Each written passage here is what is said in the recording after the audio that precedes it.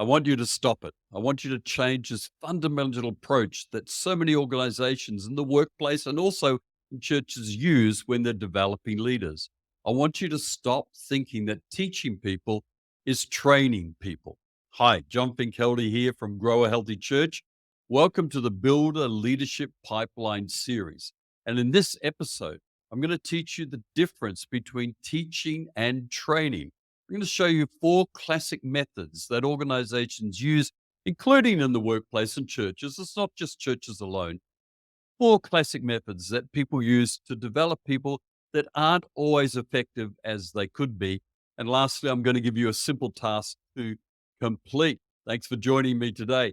I think, unfortunately, too much training in the workplace has a wrong approach to it. And this happens also in churches, in all organizations, where there are traditional methods used that we think this is really developing people. This is really going to help people. They're going to move people along the line. So let me talk you through these four classical methods. And in the next episode, I'm going to show you, in fact, the next couple of episodes, I'm going to show you a better way to actually develop people and train people. So make sure you subscribe if you're already a subscriber.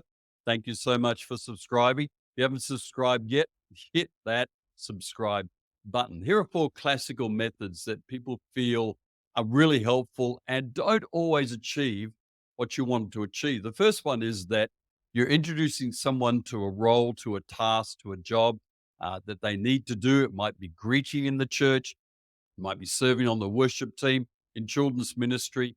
And because you know what you're doing, you show them what you do and then you leave them to it. And you're not quite sure if they've got it all, but you feel like you've explained it well and you've even demonstrated it to them, but you just leave them to it. And this style, the downfall of this style is you don't actually know what people have got. And if you ask people, have you got that? All of us will say, well, 99% of us will say, yep, got that, because we don't want to look silly. We don't want to look foolish. We don't like to look like we're not on top of things.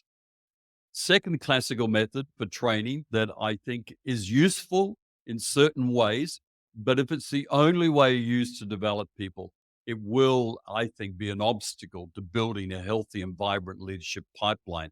And that's having a teaching session where people sit down like they do in a Sunday service. In Sunday service, you have a preaching methodology to instruct people in knowledge and wisdom and understanding and how to follow Christ. And that's fabulous. I love preaching myself and I enjoy listening to preaching and being in church and being under preaching.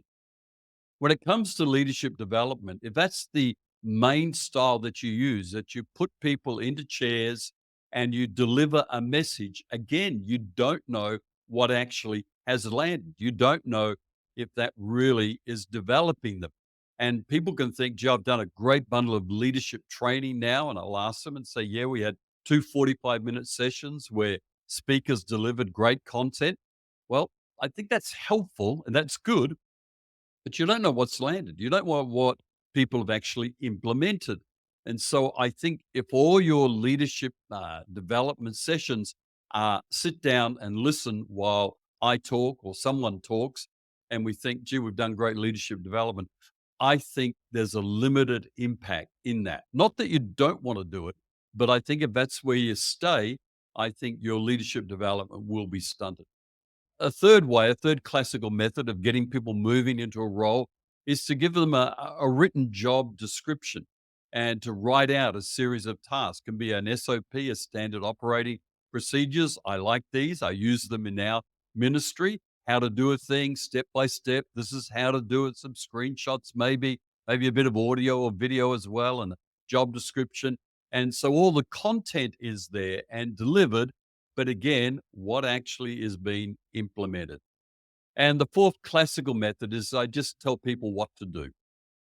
Don't even bother showing them. I just tell them, hey, I want you to get on the front door and do some greeting this Sunday. You're good for that. Awesome, great. And people say, okay. And they'll go and do what they think they should do.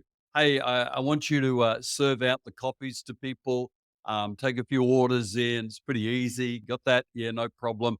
In other words, we just verbally instruct and then we let people find their own way. Now, I think all of these four classical methods have their place. They have their zone where they can work.